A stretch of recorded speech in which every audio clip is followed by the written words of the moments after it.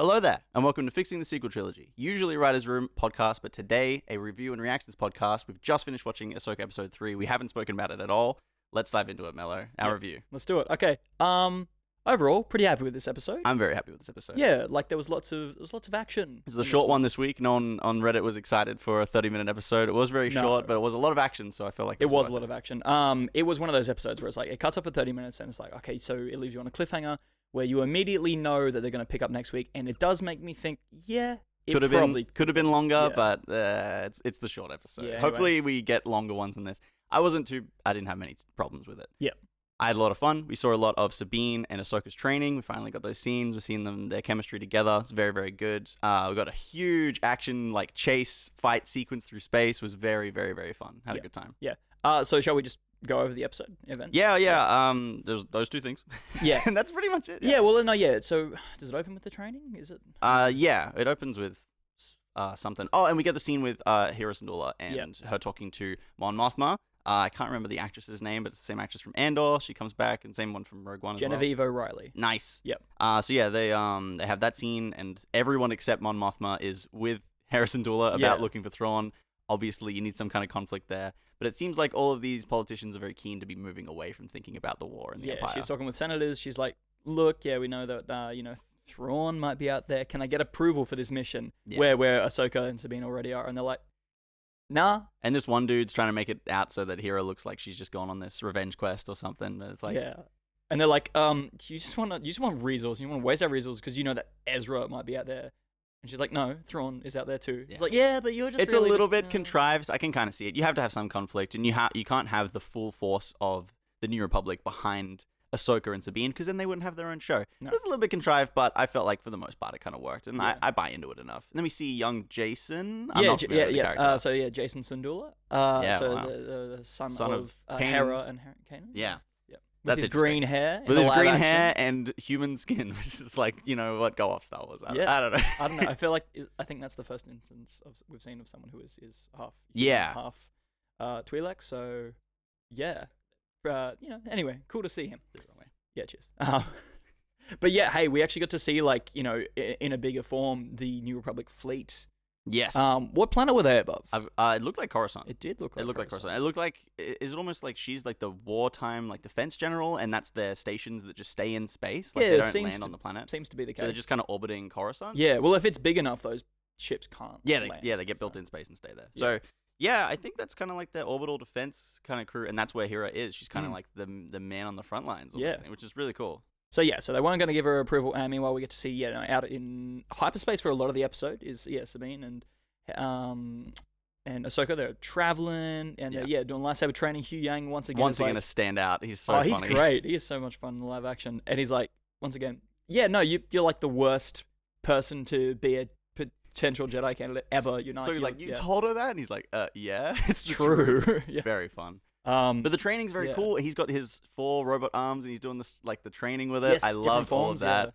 Yeah. And Ahsoka's trying to teach her how to use the Force, and has the visor, the classic. You can't see, use the Force to kind of fight stuff. I thought that one would come back. It was cool to see them fighting actually hand to hand, rather than having some remote droid fight around. And Ahsoka's just sneaking around, doing a bit of the audience gets to have a bit of fun with it. Where she's like, "What?" and then I'm on the other side of the screen. Yeah, it was cool. Yeah, so using those Hollywood magic, it's fun. Yeah, that was good. And then a little bit about cool. So you're getting the hang of the fighting. You're a quick learner with the fighting, but yeah, of course she is. So that's her whole thing. She's been a warrior since birth. Yeah. Of course she picks up the fighting very quickly, and then Ahsoka's like, okay, well, let's challenge you with something else. A little bit more meditative, the actual connection and feeling part of the Force. Let's challenge you with that. And she's like, move the cup. Yeah. And then she leaves, and Sabine has the moment where she completely fails to move it at all, which is good. It's you don't want to see too much progress too quick, especially with someone as a character that we've said repeatedly is not strong with the Force. Yeah.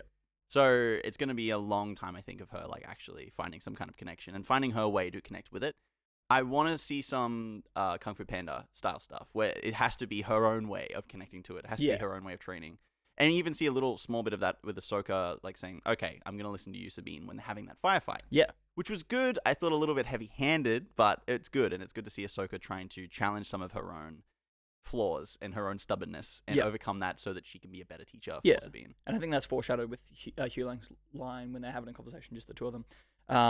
He and Ahsoka, where he's like, well, look, if she were to learn to be a Jedi in a very non-traditional way, it'd follow the path of all of that master's chain of Ahsoka and Anakin and Obi-Wan and Qui-Gon. And then all the way up to like Dooku as well. Yeah. It's just I saw a thing on Reddit the other day of like this long line of like, holy shit, they are all connected that way. It's fascinating. It's crazy because it's kind of like family lineages. Yeah. For Star Wars. But for Master and Apprentice. Yeah. Very fascinating. Yeah. It's cool to think about that they're all connected in that lineage in that way. Yeah. Okay, yeah, so they get out of hyperspace above that red tree planet that we saw in episode 2. Danube? Something like that. Sure. Yeah. Immediately they're under attack. So they get attacked by this squad of the fighters led by Shin Hati, some Star Wars name. She's very cool. She's and her and Marok are fighting. They're doing like this cool star fight. Yeah. Just far away from the planet, and they're having this cool star fight. Yeah. And you see like the phases. They go far from the planet. They get close to the planet. They're approaching this ring. They see the ring in the distance, and all the while they're having some fun interactions and stuff. Hu Yang is like, I need to get close enough to scan this thing. Yep. And they have to fight right all the way up to it, and then they get taken out. Ship's dead, drifting through space, and very cool scene. Ahsoka goes for a spacewalk with the lightsabers. I love this. Yeah, they get you shot said this from was in the Clone Wars. the, I'd never seen this before. Yeah, the hyperspace ring, like they start shooting at them. Spacewalks were in Clone Wars and Rebels. Yes, well. so I haven't. Maybe I remember seeing it in Rebels, but this was like oh shit, they got spacewalks too. Yeah. All right, cool. I'm down for this. It was once again. It's like this episode felt very Rebels. Yeah, it didn't break down the believability for me, and it was. I don't think it was. It was crazy. Yeah. Like she was wearing a spacesuit. So we get that one shot of Morgan Elsbeth. She's doing her stoic, annoyed look. I guess I'm not. Or just that like side smirk. Yeah, I'm not the biggest fan. She got two faces of Morgan Elsbeth, but we'll see how it goes. Yeah. And they do that. They go down into the planet. And then we see the Purgles. And this is where I really want to draw attention to. Space whales. Just how good the visuals are in the show. Yeah. Like, god damn. It's good. It looks so pretty. I'm really impressed. I think I said last week I had my concerns going into this that it would look more like Kenobi or Boba Fett. Yeah, but it looks good. It's on the level with Mando, and I'd say even like with this episode, potentially above the production quality and just how beautiful everything is, the mix of practical and CGI, and yeah, it was just fantastic. I really loved it. And then we go down to the planet. I forgot its name again. It's something like Red Tree Planet. Denab?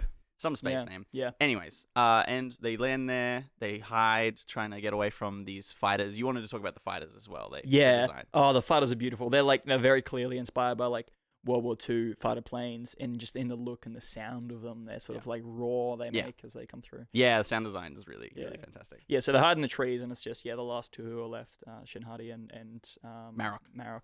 And then they're like, yeah, cool, we got to regroup. They power down. Yep. And Ahsoka and Sabine, they get like a little moment to chat. I think that's kind of the end of the episode for them. That's kind of like they talk to Hu Yang, and Hu Yang's like, he powers back on, yeah. He powers back up, and he tells them, here's the scan. It's a long-range teleporter. Hyperdrive ring. Yeah. Hyperdrive ring similar to the ones we see in the prequel trilogy. Yep. And they've got like one piece left. They've got one more engine to put in, so there's still a little bit of time left for them to, cause some trouble. Exactly. And then try and stop it. And then we end on Balin saying, they're in the forest. Go get them. Exactly. And he does his stoic look off into the distance. Really regal. Not saying too much. Being a bit like a sort of a Count Dooku sort of type. Yeah. But just one note on that that final scene we get with Hu Yang. So he mentions specifically that those could be used to follow the migration patterns of Purgles. Yeah, like it's less like old tech that was used. Yeah, old kind of like forgotten tech. Ancient Jedi, yeah. So yeah, very cool. And so Ahsoka and Sabine, they know everything. They're all caught up. And they're on the same level as the villains. So what we were talking about is where the show might go. Yep. They're gonna follow them to the other galaxy. Yeah, it seems like it's at a good point in this end of episode 3. We know that with like the previous Mando seasons, when it's 8 episodes, that by the end of season 4 you really know what's going on. Everything's been well established. We know what we're leading towards, and I think that if not in episode 4, then episode 5 we'll see like the jump. We'll see them actually. Yeah, exactly. So, galaxy. We're very much looking forward to next week because, halfway through the season, you've got half of the story. You should very much be able to tell what the shape of that story is. There is a chance that we could stay in this galaxy and stay where it's safe and easy to write stories, or we could do something really bold and go to a different galaxy and go explore different civilizations, different cultures, and the potential for like bringing Thrawn back and that kind of stuff. And season 2 of Ahsoka has not been announced. It's like the last thing that was said was earlier this month. They said that season 2 could happen if people enjoy season 1. So yeah, but that's such a bullshit thing to say. Yeah. Like anyone can say that. Yeah. Anyway, they could be leading to doing their movie just entirely in that universe. Yeah. Yeah. If I was going to put like a prediction, Skeleton Crew's still coming out, right? Skeleton Crew's meant to come out in December or January. So Is there no date for they it? haven't actually. Huh. Yeah. So like to me, it's like it's almost ready. Yeah. It's maybe it's fucking done. It could be done, and they're Could just be. waiting so that they've got like a nice spread out calendar. And you combine that with the writers and actors strike. So June next year. Yeah. So it's hard to predict these kind of things. Yeah. At this kind of time in the industry and that kind of stuff. So it'll be interesting to see how it shakes out. I've got my solid prediction that it's going to be very minimal Star Wars content until we get that movie, because it seems like that's Filoni's movie. Do you reckon the that's thing he's building towards? First one that happens? Because like the one that's really actively in development is the Rey one, set 15 years after Rise of Skywalker. Tell me how that's not episode 10. Like anyway, That's the first we heard about it was at what, D23 a couple months ago. Yeah. Earlier this year. It's the first time we've heard about that movie. 3 films. That seems like it's still very much in pre-production. Like they're writing that, you Yeah. know, alongside James Mangold's, Bible epic of the origins of the Jedi. the one that I'm most keen for, the one Yeah. that's not in any development in any way. Yeah, it's just like ideation, like pre-production. Yeah. So it's, I don't know. I feel like the first thing we'll see is the Heir to the Empire movie. Yeah. And I'm going to keep calling it that because that's probably what it fucking is. Yeah, they said that they're not going to, but it's like, why not?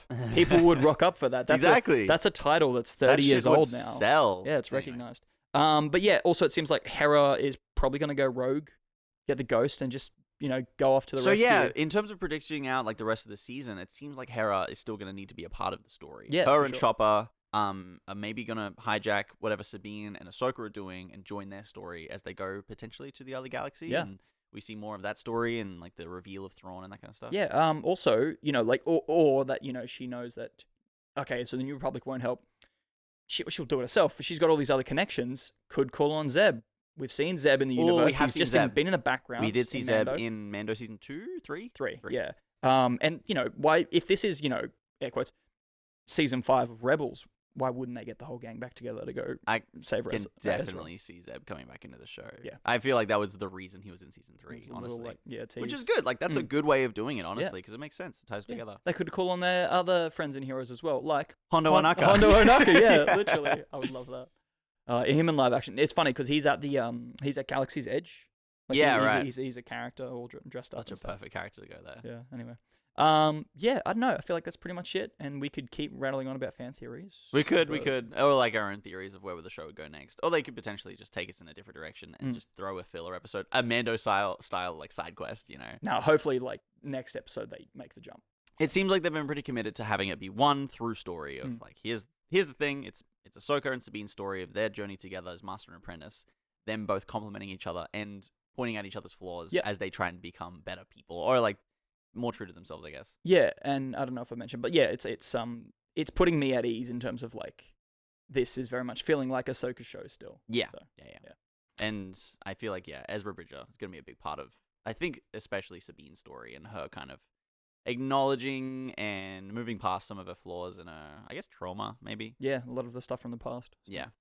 Okay, well, I'm happy to leave it off there. Yeah, that's it. That's our thoughts. Really enjoyed the episode. Thought it was really good. And next week, we're very excited for episode 4, where we will be back here doing more reviews and reactions. Thank you so much for listening or watching, however you've enjoyed the show. This has been Fixing the Sequel Trilogy, and until next time, may the Force be with you.